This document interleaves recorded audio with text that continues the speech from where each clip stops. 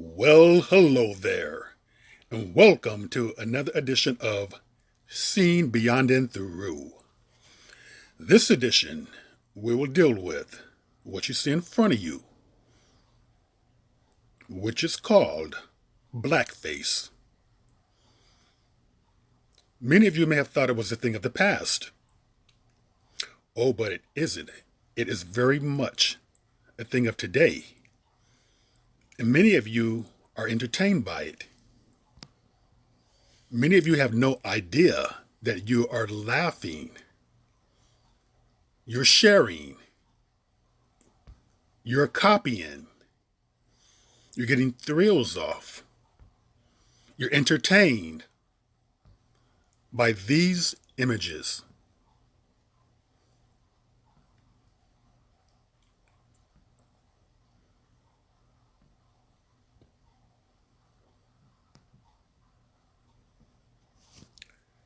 Let's go back. Blackface. Let's go into the little history of blackface. Blackface was a performance tradition in the American theater for beginning around 1830. It quickly became very popular. White performers would paint their face with cork. They would use shoe polish. I should have said burnt cork. Shoe polish, shellacker, to achieve a black face. And the performance was usually an over exaggerated form of the black characters in which they were portraying. Usually, these performers were very demeaning, very degrading. It was a put down.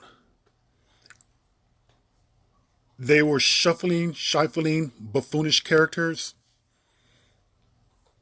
making light of their life, their existence, portraying them as actually less of a human, with lack of feeling, emotion.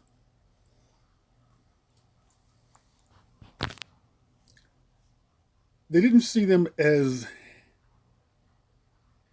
valuable.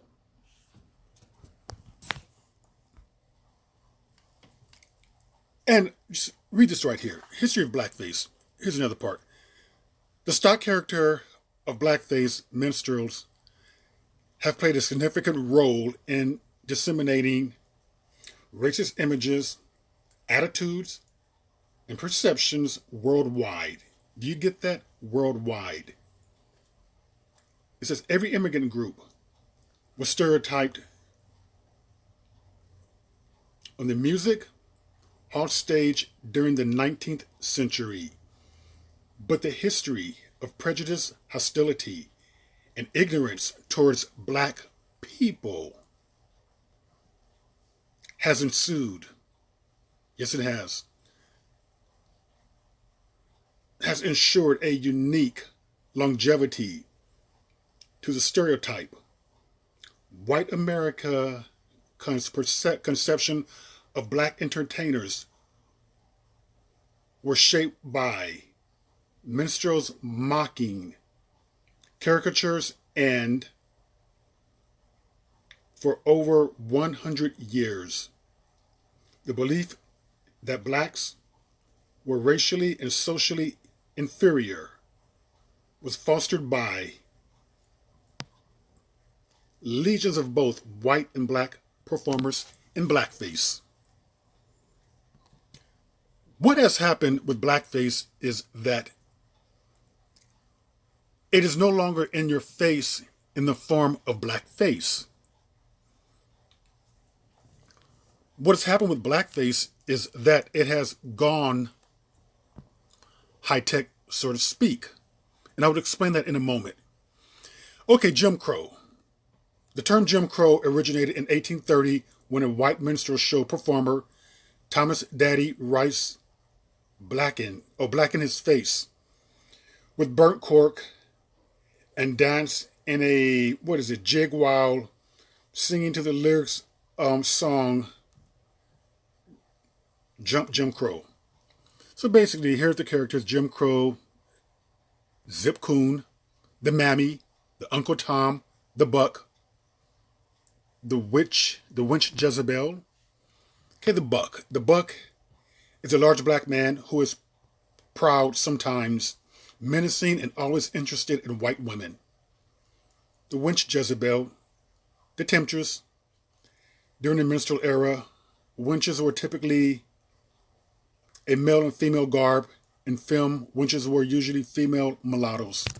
Then it goes down here, the mulatto was another caricature.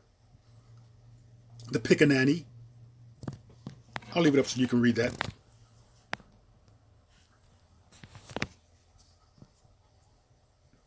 Here they go again. The Buck, the Winch Jezebel, the mulatto, the pickaninny. And radio. Radio, which brings us to right now and to what I'm going to address and talk about. Okay. The most popular radio show of all time was the Amos and Andy Show. The characters were created by Freeman Gosden and Charles Correll, two white actors with blackface and vaudeville experience. NBC began broadcasting Amos and Andy on radio August 19th, 1929, and it was an instant success. It was the first radio program to be distributed by syndication in the United States. The show ran as a nightly radio serial from 1928 until 1943, and as a weekly situation comedy from 1943 until 1955. Portraying blackface racial stereotypes on radio was a bit of a challenge. Now, here's what we get in today. Portraying blackface racist stereotypes on radio was a bit of a challenge because there was no visuals. The stereotypical voice characterizations needed to be even more exaggerated to help listeners distinguish between characters. I'm going to stop right there because this brings me to my point right here as to what I need to get into to bring this home. I bet I get 1,000 likes off this picture. Let me put it in portrait mode. Get the lightning. That's it, baby. I'm gonna put my caption gonna be like, y'all tackle boxes. I'm the whole family meal. Post. Hold on now. Who done reported the picture? Ain't gonna take another one. Portrait mode. Thank you. Y'all thought y'all was doing something. Put the caption to be like, y'all report this because you can't abort this. Boom. Bruh, what you in here doing? You know how rare toilet tissue is now? Man, I don't give a damn about your little toilet tissue. You know what I'm saying? I ain't got no booty cheeks. My booty stay unwiped. Man, I hate this job for real. I do too.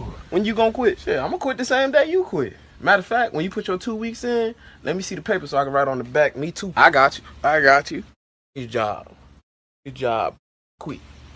Good job. Cause I don't really need this. Okay. Cause the boss act like a hey, fuck this job. He always talking all.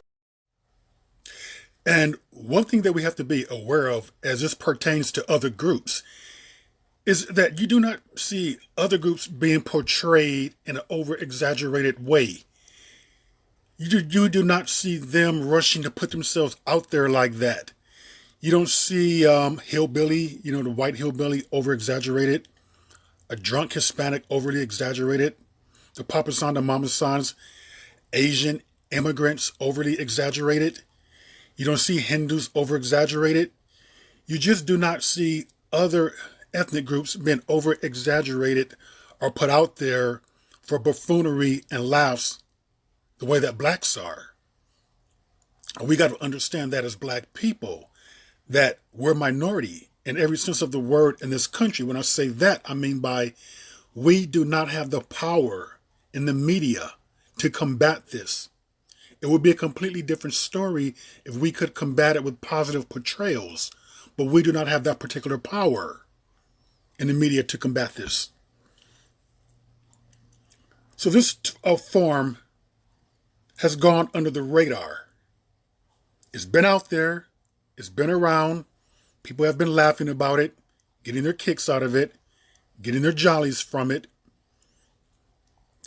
thinking maybe because it's not visually portrayed, or you're not putting on makeup, you're not putting on the burnt cork, the shoe polish, the paint, the over-exaggerated lips, the wig, that somehow it's okay, that it's less offensive. But no, it is not. It is still a child of blackface. Black speak, black voice, black sense are just as offensive. And on that note, I say, let's say no to blackface in all of its forms. That was another edition of Seen Beyond and Through. If you like, give me a thumbs up. Feel free to comment. And I will see you beyond and through.